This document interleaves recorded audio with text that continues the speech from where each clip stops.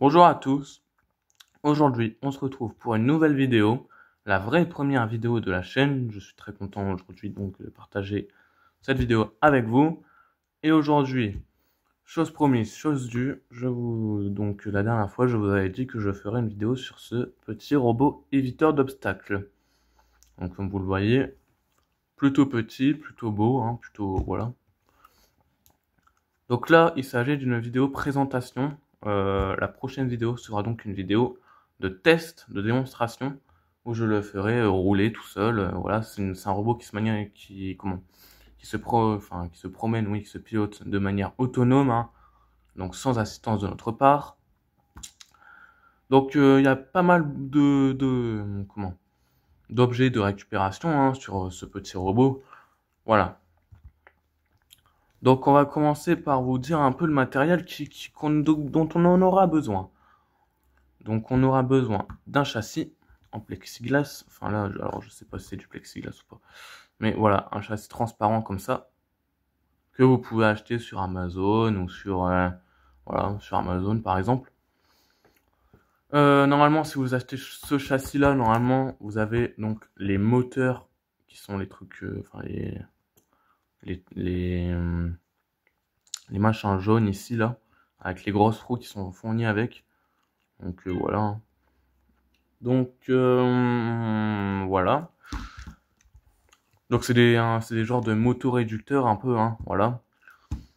Ensuite, pour notre robot qui évite les obstacles, un capteur HC SR04 à ultrasons. Voilà, capteur à ultrasons. Voilà.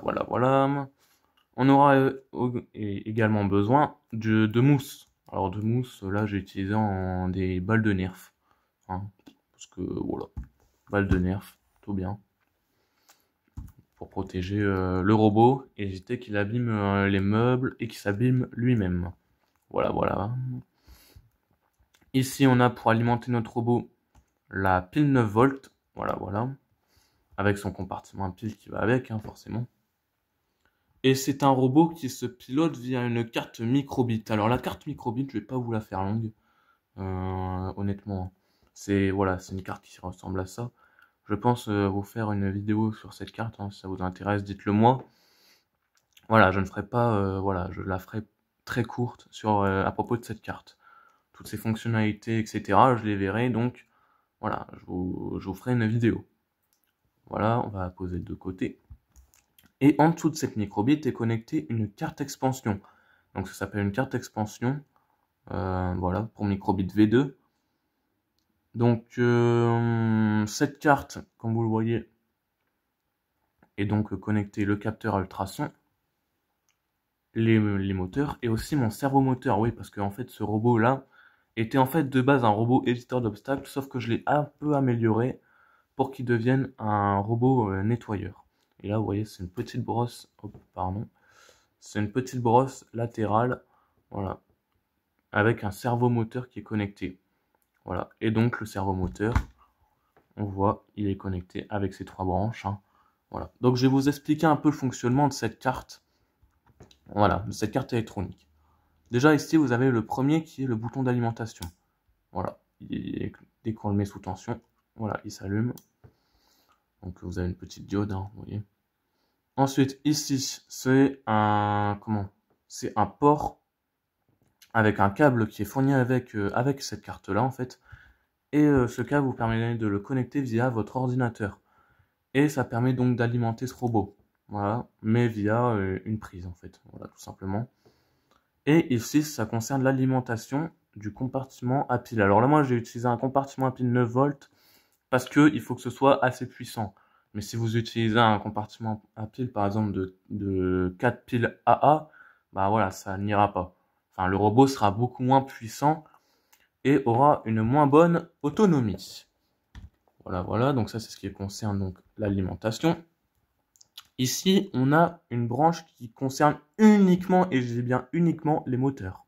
Comme vous le voyez, il y a donc en fait 2, 4, 6 et 8 petites vis Et en fait, en dessous de ces vis, en fait, c'est l'endroit où vous allez venir connecter vos câbles. Donc en fait, c'est simple, ça fonctionne 2 par 2. C'est-à-dire que sur un moteur, vous avez par exemple deux, vous voyez, deux branches, hein, enfin oui, deux branches, si je peux appeler ça comme ça. Et ces deux branches, eh ben, vous allez les connecter, une sur la première, une sur la deuxième. Voilà. Et là, donc pareil pour le deuxième moteur, une sur la première et une sur la deuxième. Voilà. Donc c'est, voilà, vous pouvez brancher jusqu'à 4 moteurs dessus, hein, c'est quand même pas mal, hein. Là, j'aurais pu en brancher 4, mais bon, malheureusement, j'ai peur de l'autonomie. Voilà. Et puis aussi, bah, le robot trop rapide, bon, forcément. Ensuite, vous avez ici une branche. C'est là où d'ailleurs est connecté le câble, où est connecté les câbles pour le capteur à ultrasons. C'est une branche, enfin c'est des branches qui sont uniquement prévues pour le capteur, pour tout ce qui est capteur. Capteur de contact, capteur à ultrasons, capteur d'humidité, bref. Il n'y a que des capteurs que l'on branche là-dessus. Voilà. Donc, voilà. Ensuite, ici, c'est ce qui concerne les composants avec deux branches. Avec deux, voilà. Deux branches, enfin deux, voilà. Deux connexions, si je peux dire. Et donc, par exemple, là, vous allez pouvoir brancher des petites LED. Alors, j'en ai pas sous la main, je suis désolé. Je peux pas vous montrer à quoi ça ressemble des LED, mais par exemple, c'est des LED que vous pouvez, par exemple, retrouver dans une voiture télécommandée. Une petite LED, voilà, qui fait de la lumière dès que la voiture est allumée. Et enfin, elle est sous tension. Et donc, vous pouvez brancher ça là-dessus. Ou alors un interrupteur qui a deux trucs, alors, enfin, deux câbles seulement. Oui. Et donc, voilà, vous venez brancher là-dessus. Bon, moi, je vois pas l'utilité de mettre un interrupteur, ni de mettre une LED, hein. Bon, voilà. Honnêtement, je vois pas à quoi ça sert. Hein, notre robot est déjà suffisamment bien. Et ensuite, vous avez une branche ici. Alors, hop, voilà. Une branche ici qui est uniquement, et j'ai bien uniquement prévu pour les servomoteurs. Comme vous le voyez, alors je sais pas si ça va se voir, voilà, on a S8, S7, S6, S5, S4, S3, S2, S1, voilà. Et en fait, S, ça veut dire cerveau. Et servomoteur, donc là, comme vous voyez, le cerveau sur la branche S1, à ce niveau-là, hein, eh bien, vous avez le servomoteur qui est branché, le servomoteur de la petite hélice, enfin de la petite brossette. Voilà. Donc, un peu comment le fonctionnement de cette carte électronique. Voilà, donc sans cette carte-là, forcément, vous pouvez pas faire grand-chose, hein, voilà. Je vous le dis honnêtement. Voilà, vous pouvez pas brancher, enfin, c'est une carte qui est obligatoire pour pouvoir brancher tous les composants sur un microbit. Et donc maintenant aussi, on va s'intéresser au système de déplacement. Alors, le système de déplacement, ce sont des roues, comme vous le voyez, qui sont un peu crantées, hein, qui sont un peu, voilà. Ça permet d'adhérer sur les sols, sur n'importe quel type de sol, hein. Et il faut également une roue à l'avant, enfin une roue. Moi, j'ai utilisé personnellement les petits jouets d'Off Kinder, là, vous savez.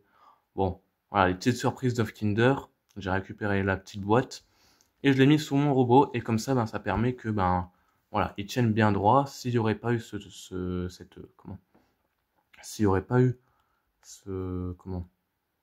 cet élément-là, et le robot, serait plus bas. Voilà. À l'avant, comme vous voyez, le capteur à ultrasons est un peu surélevé. C'est tout simplement parce que si je le mets un peu bas, il risque de détecter la mousse orange. Et donc, ça va pas s'il capte la mousse orange. Parce que du coup, il va croire qu'il y a un obstacle. Voilà, tout simplement, tout bêtement. Le capteur d'obstacle, pareil, hein, on voit que je l'ai un peu surélevé, hein. Enfin, vous voyez, il va un peu vers le haut. Ça permet, par exemple, voilà, qu'il détecte un peu mieux les obstacles qui sont en hauteur. Voilà, et qui évite de se bloquer tout le temps, voilà. Bon, je vous le dis clair et net, hein. Ce projet robot, il est bien, mais il est loin d'être parfait. Le robot va tôt ou tard se bloquer quelque part. Je vous le dis de suite, hein. Il ne va pas, ne le laissez pas aller, voilà, déambuler dans votre appartement, déambuler dans votre salon, dans votre cuisine, j'en sais rien, bref. Voilà. Surveillez-le, hein. Voilà, on sait jamais ce qui peut arriver. Voilà. Donc voilà, comme je vous l'ai dit, c'est un robot qui est piloté via microbit. Et puis bah ce petit robot, vous pouvez lui rajouter des trucs, comme moi je vais rajouter par exemple, bah, je vais rajouter ça là, la petite hélice qui tourne. Et je vais rajouter en dessous un tapis pour pouvoir nettoyer. Un tapis microfibre. Hein. Alors si vous faites ça, forcément, faites en sorte à ce que ça fasse à peu près la hauteur des roues, hein, forcément. Voilà. Malheureusement. Parce que des fois, parce que des fois, malheureusement, on peut être, si vous le mettez trop bas ou trop haut, le robot soit a du mal à avancer, soit ne nettoie pas, en fait, tout simplement. Donc, voilà. Voilà, j'ai un peu tout dit, hein. Alors, comme vous le voyez, bon, c'était une vidéo assez vite fait, hein. J'essaie de réfléchir s'il n'y a pas d'autres choses à dire sur ce petit robot. Donc, c'est un châssis que j'ai récupéré, hein. Osoyo, c'est pas la marque de mon robot, hein. Osoyo, en fait, c'est une marque de kit robotique dont je ne ferai pas parce que j'ai été déçu. Hein, voilà, je parlerai pas de cette marque-là sur la chaîne.